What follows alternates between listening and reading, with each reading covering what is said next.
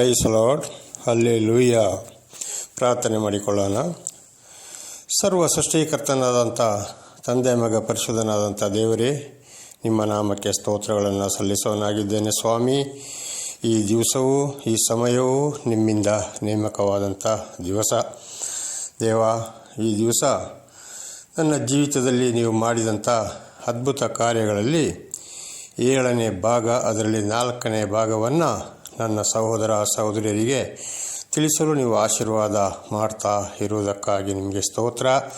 ಇದನ್ನು ಕೇಳುತ್ತಿರುವ ನನ್ನ ಸಹೋದರ ಸಹೋದರಿಯರು ಕೂಡ ಶಾಂತಿ ಸಮಾಧಾನದಿಂದ ಯಾವುದೇ ಗಲಿಬಿಲಿಕೊಳ್ಳದೆ ಚೆನ್ನಾಗಿ ಕೇಳುವಂತೆಯೂ ಅವರನ್ನು ಕೂಡ ಆಶೀರ್ವದಿಸಿರಿ. ಯೇಸುವಿನ ನಾಮದಲ್ಲಿ ತಂದೆಯೇ, ಆಮೇನ್, ಆಮೇನ್, ಆಮೇನ್.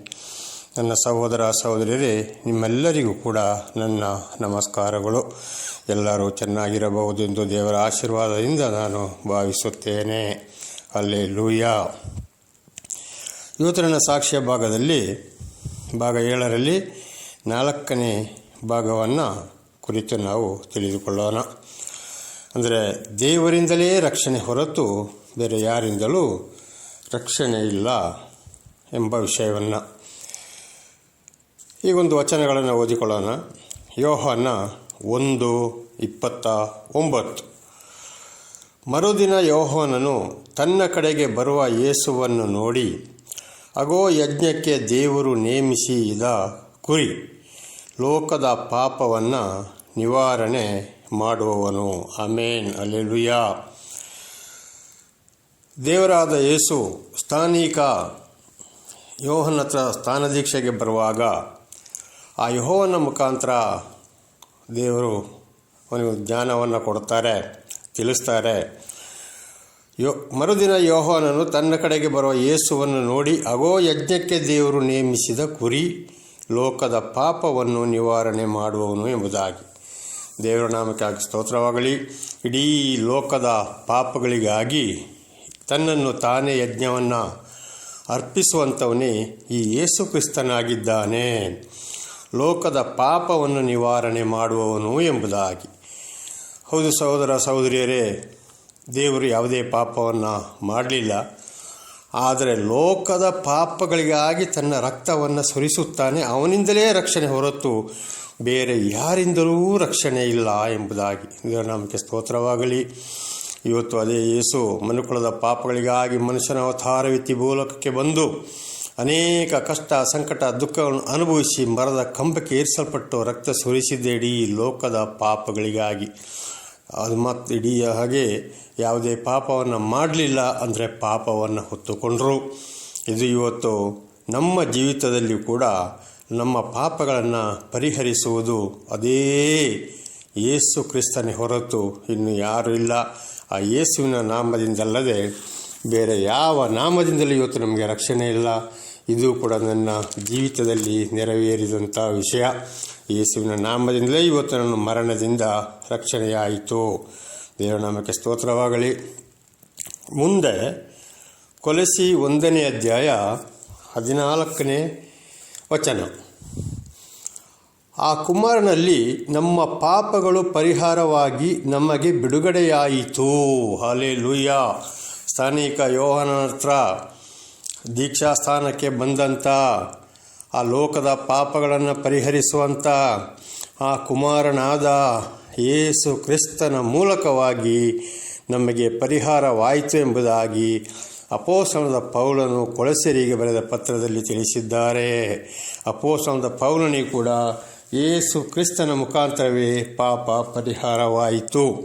ಅದೇ ರೀತಿ ಇವತ್ತು ನಮ್ಮ ಪಾಪವು ಕೂಡ ಯೇಸು ಕ್ರಿಸ್ತನ ಮೂಲಕವೇ ಪರಿಹಾರ ಆಯಿತು ಹೊರತು ಇನ್ನು ಯಾವ ನಾಮದಲ್ಲ, ಯಾರ ಮೂಲಕವಲ್ಲ, ಯಾವ ಯಜ್ಞದಿಂದಲೂ ಅಲ್ಲ. ದೇವರ ನಾಮಕ್ಕೆ ಸ್ತೋತ್ರವಾಗಲಿ. ಹಾಗೆ ಇವತ್ತು ನನ್ನ ಪಾಪವು ಕೂಡ ಯೇಸು ಕ್ರಿಸ್ತನ ಮೂಲಕವೇ ಪರಿಹಾರವಾಯಿತು. 1 ಯೋಹಾನ 2ನೇ ಅಧ್ಯಾಯ 2ನೇ ವಾಕ್ಯಗಳನ್ನು ನಾವು ಓದುವಾಗ, 1 ಯೋಹಾನ 2ನೇ ಅಧ್ಯಾಯ 2ನೇ ವಾಕ್ಯಗಳನ್ನು ಓದುವಾಗ, ಆತನು ನಮ್ಮ ಪಾಪಗಳನ್ನು ನಿವಾರಣೆ ಮಾಡುವ ಯಜ್ಞವಾಗಿದ್ದಾನೆ. ಆಮೇನ್, ಹಲ್ಲೆಲೂಯಾ. ಸರ್ವ ಸೃಷ್ಟಿಕರ್ತನಾದಂಥ ಯೇಸು ಕ್ರಿಸ್ತರು ನಮ್ಮ ಪಾಪಗಳನ್ನು ನಿವಾರಣೆ ಮಾಡುವ ಯಜ್ಞ. ಇನ್ನು ಯಾವ ಯಜ್ಞದಿಂದಲೂ ನಮಗೆ ಪಾಪ ಪರಿಹಾರವಿಲ್ಲ, ಯಾರಿಂದಲೂ ಸಾಧ್ಯವಿಲ್ಲ. ಯೇಸು ಕ್ರಿಸ್ತನ ಯಜ್ಞದಿಂದ ಮಾತ್ರ ನಮಗೆ ಪಾಪ ಪರಿಹಾರ ಆಯಿತು. ಇವತ್ತು ಅದೇ ಯೇಸು ಕ್ರಿಸ್ತ ಆತ್ಮ ಸ್ವರೂಪನಾಗಿ ಇದ್ದರೂ ಕೂಡ ಆ ಯೇಸು ಕ್ರಿಸ್ತರಿಂದಲೇ ಇವತ್ತು ನಮ್ಮ ಪಾಪಗಳು ಪರಿಹಾರ ಹೊರತು ಇನ್ನು ಯಾರಿಂದಲೂ ಪಾಪ ಪರಿಹಾರವಾಗಲು ಸಾಧ್ಯವಿಲ್ಲ. ನಮ್ಮ ಪಾಪಗಳನ್ನು ಮಾತ್ರವಲ್ಲದೆ ಸಮಸ್ತ ಲೋಕದ ಪಾಪಗಳನ್ನು ಸಹ ನಿವಾರಣೆ ಮಾಡುವವನಾಗಿದ್ದಾನೆ. ಆಮೇನ್, ಹಲ್ಲೆಲೂಯಾ. ನಾವು ಯೋಚನೆ ಮಾಡ್ಬೋದು, ನನ್ನ ಪಾಪಗಳು ಮಾತ್ರ ನಿವಾರಣೆ ಎಂಬುದಾಗಿ. ಇಲ್ಲ ಸಹೋದರ ಸಹೋದರಿಯರೇ, ಇಡೀ ಲೋಕದ ಪಾಪಗಳನ್ನು ಸಹ ನಿವಾರಣೆ ಮಾಡುವವನಾಗಿದ್ದಾನೆ. ಇವತ್ತು ಇಡೀ ಲೋಕದ ಪಾಪಗಳು, ಅನೇಕರು ಆತ್ಮೀಕವಾಗಿ ಮರಣದಿಂದ ಎದ್ದು ಬರಬೇಕಾದರೆ, ರಕ್ಷಣೆ ಹೊಂದಬೇಕಾದರೆ, ಸಾಕ್ಷಿ ಹೊಂದಬೇಕಾದರೆ ಕಾರಣವೇ ಯೇಸು ಕ್ರಿಸ್ತನ ಯಜ್ಞವಾಗಿದೆ.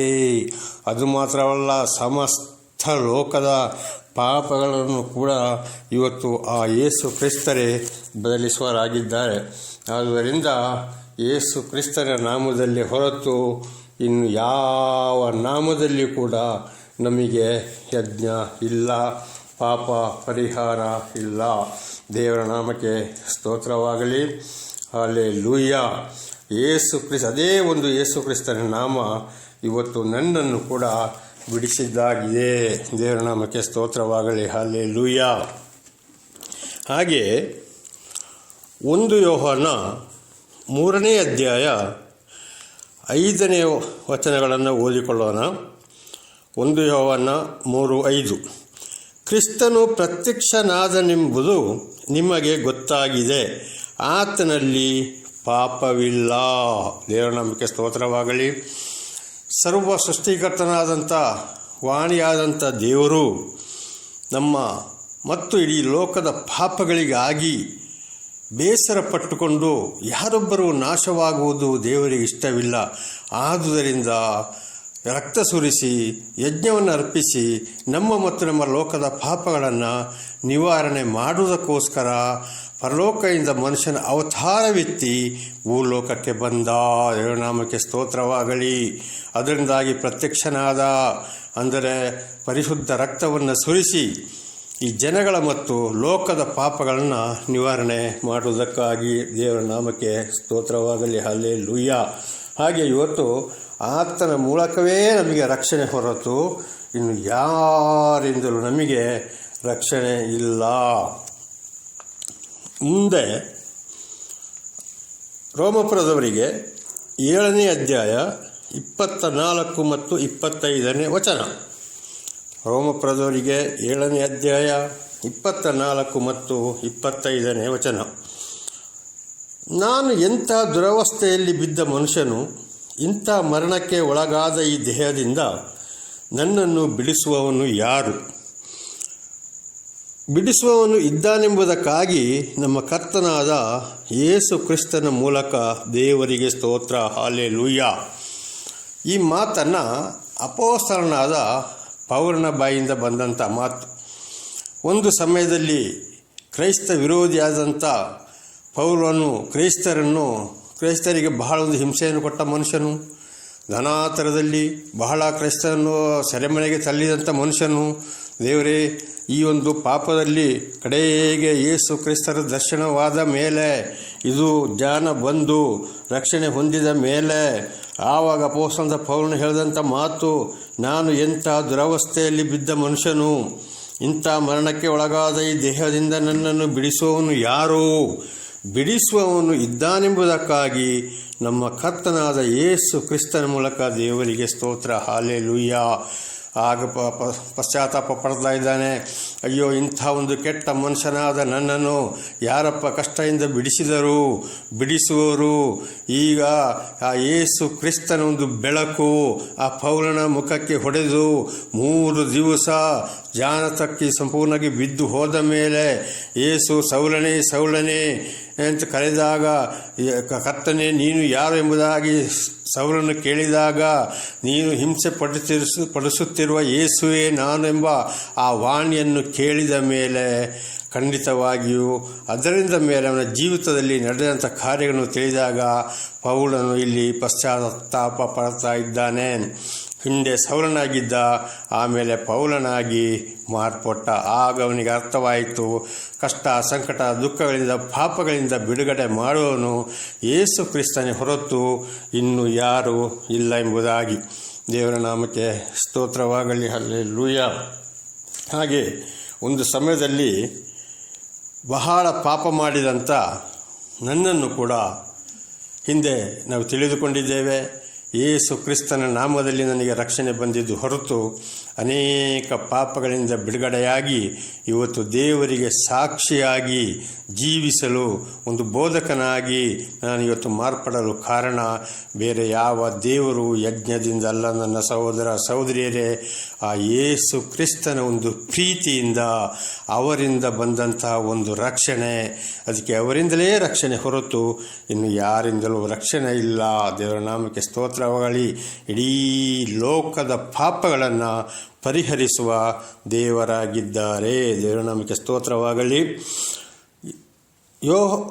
ರೋಮಪುರದವರಿಗೆ 8ನೇ ಅಧ್ಯಾಯ 10 ಮತ್ತು 11ನೇ ವಚನ. ರೋಮಪುರದವರಿಗೆ 8ನೇ ಅಧ್ಯಾಯ 10 ಮತ್ತು 11ನೇ ವಚನ. ಆದರೆ ಕ್ರಿಸ್ತನು ನಮ್ಮಲ್ಲಿದ್ದರೆ ದೇಹವು ಪಾಪದ ದೆಸೆಯಿಂದ ಸತ್ತದ್ದಾಗಿದ್ದರೂ ಆತ್ಮವು ನೀತಿಯ ದೆಸೆಯಿಂದ ಜೀವ ಸ್ವರೂಪವಾಗಿದೆ. ದೇವನಾಮಕ್ಕೆ ಸ್ತೋತ್ರವಾಗಲಿ. ಹಲ್ಲೆಲೂಯಾ. ಹಿಂದೆ ನಾವು ಅನೇಕ ಪಾಪಗಳನ್ನು ಮಾಡಿ ನಮ್ಮ ದೇಹವು ನಾಶವಾಗುವಂಥದ್ದಿತ್ತು. ಆದರೆ ಕ್ರಿಸ್ತನ ಒಂದು ಪ್ರೀತಿ, ನಮ್ಮ ದೇಹವು ಸತ್ತದಾಗಿದ್ದರೂ ನಮ್ಮ ಜೀವವು ಸತ್ತು ಹೋಗಲಿಲ್ಲ. ಈ ಜೀವವು ಇವತ್ತು ಜೀವದಿಂದ ಉಳಿಯಬೇಕಾದರೆ ಆ ಯೇಸು ಕ್ರಿಸ್ತನೇ ಕಾರಣ ಹೊರತು ಇನ್ನು ಯಾರು ಕಾರಣವಲ್ಲ ಪ್ರಿಯರೇ. ಹಲ್ಲೆಲೂಯಾ. ದೇಹವು ಮನಸ್ಸಿಗೆ ಬಂದಾಗೆ ನಡ್ಕೊಂಡು ನಾನಾ ರೀತಿ ಲೋಕದ ವಿಷಯಗಳಿಗೆ ಒಳಗಾಕೊಂಡು ಸೈತಾನನ ಒಂದು ಆಡಳಿತಕ್ಕೆ ಒಳಗಾಕೊಂಡು ಅನೇಕ ವರ್ಷಗಳ ಹಿಂದೆ ನಾಶವಾಗುವಂಥ ಈ ದೇಹ, ಆದರೂ ಜೀವವು ದೇವರ ದೆಸೆಯಿಂದ ಇವತ್ತು ಜೀವ ಸ್ವರೂಪವಾಗಿದೆ. ಆತ್ಮವು ನೀತಿಯ ದೆಸೆಯಿಂದ ಜೀವ ಸ್ವರೂಪವಾಗಿದೆ. ದೇವರ ನಾಮಕ್ಕೆ ಸ್ತೋತ್ರವಾಗಲಿ. ಇವತ್ತು ನಾನು ಕೂಡ ಈ ಮಟ್ಟಕ್ಕೆ ನಿಲ್ಲಬೇಕಾದರೆ, ದೇವರ ಸಾಕ್ಷಿ ನುಡಿಯಬೇಕಾದರೆ ಮತ್ತು ಲೋಕದಲ್ಲಿದ್ದ ಅನೇಕ ಜನರು ಖಂಡಿತವಾಗಿ ಯೇಸು ಕ್ರಿಸ್ತನ ನಾಮದಲ್ಲಿ ರಕ್ಷಣೆ ಹೊಂದಿದವರು, ಪಾಪದಿಂದ ಬಿಡುಗಡೆಯಾದವರು, ಸಾಕ್ಷಿಯಾಗಿ ಜೀವಿಸುವರು, ಅವರ ಒಂದು ಆತ್ಮವನ್ನು ಯೇಸು ಕ್ರಿಸ್ತರೇ ಉಳಿಸಿದ್ದಾರೆ ಹೊರತು ಇನ್ನು ಯಾರು ಉಳಿಸಲಿಲ್ಲ. ದೇವರ ನಾಮಕ್ಕೆ ಸ್ತೋತ್ರವಾಗಲಿ. ಯೇಸುವನ್ನು ಸತ್ತವರೊಳಗಿಂದ ಜೀವಿತನಾಗಿ ಎಬ್ಬಿಸಿದಾತನ ಆತ್ಮನು ನಿಮ್ಮಲ್ಲಿ ವಾಸವಾಗಿದ್ದರೆ, ಕ್ರಿಸ್ತ ಯೇಸುವನ್ನು ಸತ್ತವರೊಳಗಿಂದ ಎಬ್ಬಿಸಿದಾತನು ನಿಮ್ಮಲ್ಲಿ ವಾಸವಾಗಿರುವ ತನ್ನ ಆತ್ಮನ ಮೂಲಕ ನಿಮ್ಮ ಮೃತ್ಯು ದೇಹಗಳನ್ನು ಸಹ ಬದುಕಿಸುವನು. ದೇವರ ನಾಮಕ್ಕೆ ಸ್ತೋತ್ರವಾಗಲಿ. ಹಲ್ಲೆಲೂಯಾ. ಇವತ್ತು ಯೇಸು ಕ್ರಿಸ್ತರು ಮನುಷ್ಯನ ಅವತಾರವೆತ್ತಿ ಭೂಲೋಕಕ್ಕೆ ಬಂದಾಗ ಅನೇಕ ಕಷ್ಟ ಸಂಕಟ ದುಃಖವನ್ನು ಅನುಭವಿಸಿದಾಗ ಮರದ ಕಂಬಕ್ಕೆ ಏರಿಸಲ್ಪಟ್ಟು ರಕ್ತ ಸುರಿಸಿ ಮರಣ ಹೊಂದಿ 3ನೇ ದಿವಸ ತಂದೆಯಾದ ದೇವರು ಯೇಸು ಕ್ರಿಸ್ತನನ್ನು ಎಬ್ಬಿಸಿದನು ಎಂಬುದಾಗಿ ನಾವು ಈ ವಚನದಲ್ಲಿ ನೋಡಿಕೊಳ್ಳುವವರಾಗಿದ್ದೇವೆ. ದೇವರ ನಾಮಕ್ಕೆ ಸ್ತೋತ್ರವಾಗಲಿ. ಇವತ್ತು ಅದೇ ದೇವರು ನಮ್ಮಲ್ಲಿ ಇರುವುದಾದರೆ ಅದೇ ಯೇಸು ಕ್ರಿಸ್ತನ ಮೂಲಕ ಕೂಡ ನಮ್ಮನ್ನು ಬದುಕಿಸುತ್ತಾನೆ. ದೇವರ ನಾಮಕ್ಕೆ ಸ್ತೋತ್ರವಾಗಲಿ. ಯಾವಾಗ ಬದುಕಿಸ್ತಾನೆಂದರೆ, ಒಂದು ಈ ಲೋಕದಲ್ಲಿ ನಾವು ಜೀವದಲ್ಲಿ ಇರುವಾಗಲೇ ಮಾಡಿದಂಥ ಅನೇಕ ಪಾಪ ಕರ್ಮ ದುಃಖಗಳಿಂದ ಆತ್ಮೀಕವಾಗಿ ಸಾಯಲಿಕ್ಕಾದಂಥ ಮನುಷ್ಯ, ನಾನು ಹಿಂದೆ ಹೇಳಿದಾಗೆ 3 ಸಲ ನನ್ನನ್ನು ಮರಣಕ್ಕೆ ತೆಗೆದುಕೊಂಡು ಹೋದಾಗ ಆತ್ಮಹತ್ಯೆಗೆ ಮಾಡಿಕೊಂಡಾಗ ಖಂಡಿತವಾಗಿ ಒಂದು ವೇಳೆ ದೇವರ ಆತ್ಮನು ನನ್ನಲ್ಲಿ ಇಲ್ಲದ ಹೋಗಿದ್ದರೆ, ಆ ದೇವರಿಗೆ ನನ್ನ ಮೇಲೆ ಪ್ರೀತಿ ಇಲ್ಲದ ಹೋಗಿದ್ದರೆ ಇವತ್ತು ನಾನು ಮಣ್ಣಿಗೆ ಮಣ್ಣಾಗಿ ಧೂಳಿಗೆ ಧೂಳಾಗಿ 28 ವರ್ಷ ಆಗಬೇಕಾಗಿತ್ತು ನನ್ನ ಸಹೋದರ ಸಹೋದರಿಯರೇ. ಆದರೆ ಆ 3 ಸಲ ನನ್ನನ್ನು ಮರಣದಿಂದ ತಪ್ಪಿಸಬೇಕಾದರೆ, ಅನೇಕ ಪಾಪಗಳಿಂದ ನಾನು ಬಿಡುಗಡೆಯಾಗಬೇಕಾದರೆ ಖಂಡಿತವಾಗಿಯೂ ತಂದೆಯಾದ ದೇವರು ಯೇಸು ಕ್ರಿಸ್ತನ ಮೂಲಕ ಇವತ್ತು ಸಾಯಬೇಕಾದಂಥ ಈ ಶರೀರವನ್ನು ಉಳಿಸಿದರು. ಒಂದು. ಎರಡನೇದಾಗಿ ಕೂಡ ಇನ್ನು ಹಾಗೆ ನನ್ನ ಜೀವಿತದಲ್ಲಿ ಕೊನೆಯವರೆಗೆ ಯೇಸು ಕ್ರಿಸ್ತನ ಮೇಲೆ ಸರಿಯಾದ ನಂಬಿಕೆಯನ್ನು ಇಟ್ಟು ಮಾತಿಗೆ ವಿಧೇಯನಾಗಿ ಜೀವಿಸಿ ಪರಿಶುದ್ಧನಾಗಿ ಭೂಲೋಕದ ಜೀವನವನ್ನು ಅಂತ್ಯಗೊಳಿಸಿ ನಾವು ಈ ಲೋಕದ ಜೀವನವನ್ನು ಮುಗಿಸುವುದಾದರೆ, ಸಮಾಧಿಯಾಗುವುದಾದರೆ, ಪುನರುತ್ಥಾನದ ದಿವಸ ಕೂಡ ಖಂಡಿತ ನಮ್ಮ ದೇಹವನ್ನು ದೇವರು ಪುನರುತ್ಥಾನಗೊಳಿಸುವನಾಗಿದ್ದಾನೆ. ಹಾಲೆಲೂಯಾ. ಹಾಗೆ ನಮ್ಮ ಇನ್ನು ಮುಂದಿನ ಜೀವಿತ ದೇವರಿಂದ ರಕ್ಷಣೆ ಹೊಂದಿದ ಮೇಲೆ ನಾವು ದೇವರ ವಾಕ್ಯದ ಪ್ರಕಾರ ದೇವರಿಗೆ ವಿಧೇಯರಾಗಿ ಈ ಭೂಲೋಕದ ಜೀವನವನ್ನು ಅಂತ್ಯಗೊಳಿಸಬೇಕಾಗಿದೆ.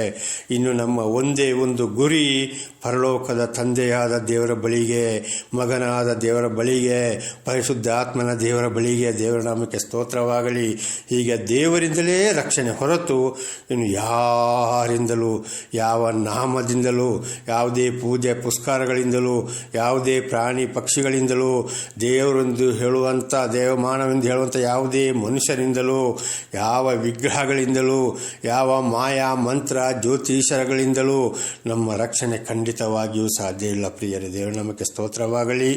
ಆ ತಂದೆಯಾದ ದೇವರು, ಮಗನ ದೇವರು, ಪರಿಶುದ್ಧಾತ್ಮನ ದೇವರ ಒಂದೇ ಕಡೆಗೆ ಒಂದೇ ಒಂದು ಗುರಿ ನಮ್ಮ ಗುರಿ ಆಗಬೇಕಾಗಿದೆ. ಅದು ಇವತ್ತು ಸತ್ತವರನ್ನು ಬದುಕಿಸಿದಂಥ ನಾಮ ಆ ಯೇಸುವಿನ ನಾಮ ಒಂದರಿಂದಲೇ ಸಾಧ್ಯ. ಈ ಒಂದು ತರಗತಿಯನ್ನು ಕೂಡ ನಾವು ತಿಳಿದುಕೊಂಡಾಗ ಸರ್ವವನ್ನು ಸೃಷ್ಟಿ ಮಾಡಿದಂಥ ಆ ದೇವರಿಂದಲೇ ನಮಗೆ ರಕ್ಷಣೆ ಹೊರತು ಇನ್ನು ಯಾರಿಂದಲೂ ರಕ್ಷಣೆ ಇಲ್ಲ ಎಂಬುದಾಗಿ ನಾವು ತಿಳಿದುಕೊಂಡಿದ್ದೇವೆ. ದೇವರ ನಾಮಕ್ಕೆ ಸ್ತೋತ್ರವಾಗಲಿ. ಪ್ರಾರ್ಥನೆ ಮಾಡಿಕೊಳ್ಳೋಣ. ಸರ್ವ ಸೃಷ್ಟಿಕರ್ತನಾದಂಥ ತಂದೆ, ಮಗ, ಪರಿಶುದ್ಧನಾದ ತ್ರಿಯೇಕ ದೇವರೇ, ನಿಮ್ಮ ಪರಿಶುದ್ಧ ನಾಮಕ್ಕೆ ಸ್ತೋತ್ರವಾಗಲಿ. ಸ್ವಾಮಿ ದೇವರೇ, ನನ್ನ ಜೀವಿತದಲ್ಲಿ ನೀವು ಮಾಡಿದಂಥ ಅದ್ಭುತ ಕಾರ್ಯಗಳಲ್ಲಿ 7ನೇ ಭಾಗದಲ್ಲಿ 4ನೇ ಭಾಗವನ್ನು ಇವತ್ತು ನನ್ನ ಸಹೋದರ ಸಹೋದರಿಗೆ ಸಾಕ್ಷಿ ನೀಡಲು ಆಶೀರ್ವದಿಸಿದಕ್ಕಾಗಿ ನಿಮಗೆ ಸ್ತೋತ್ರ ಸ್ವಾಮಿ. ಇದನ್ನು ಕೇಳಿದಂಥ ನನ್ನ ಸಹೋದರ ಸಹೋದರನ್ನು ಕೂಡ ಅವರನ್ನು ಕೂಡ ನೀವು ಸಾಕ್ಷಿಯನ್ನಾಗಿ ಮಾರ್ಪಡಿಸಿರಿ. ನಿಮ್ಮ ಪ್ರೀತಿ, ಕರುಣೆ, ದಯೆ ಅವರೆಲ್ಲರೊಡನೆ ಇರಲಿ. ಅವರಿಗೆ ಶಾಂತಿ ಸಮಾಧಾನವನ್ನು ಅನುಗ್ರಹಿಸಿ ಆರೋಗ್ಯವನ್ನು ಕೊಟ್ಟು ಹೇರಳವಾಗಿ ಅವರನ್ನು ಆಶೀರ್ವದಿಸಿರಿ. ಯೇಸುವಿನ ನಾಮದಲ್ಲಿ ಪ್ರಾರ್ಥಿಸಿದ್ದೇನೆ ನಮ್ಮ ತಂದೆಯೇ. ಆಮೇನ್, ಆಮೇನ್, ಆಮೇನ್. ಸಹೋದರ